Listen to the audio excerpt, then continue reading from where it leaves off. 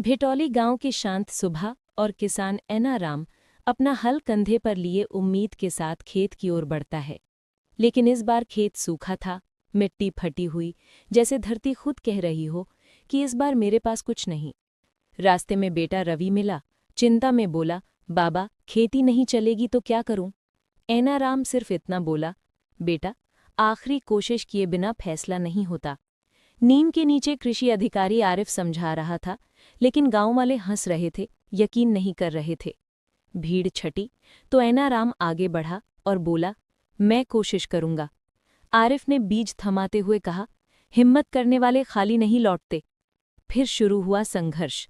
धूप, पसीना और सूखी धरती के बीच भी एनाराम रुका नहीं। वो हर बीज को उम्मीद की तरह बो रहा था और रवि चुपचाप उसके साथ खड़ा था।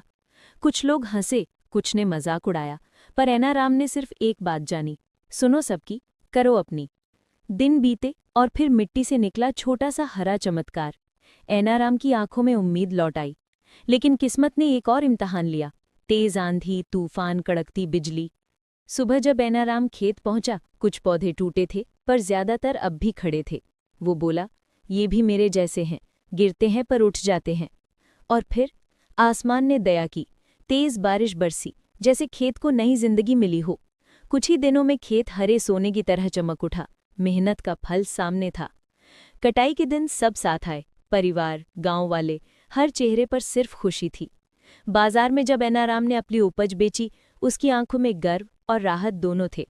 शाम ढली, एनाराम खेत की मेड़ पर बैठा मुस्कुराया और बोला, मिट्टी कभी धोखा नहीं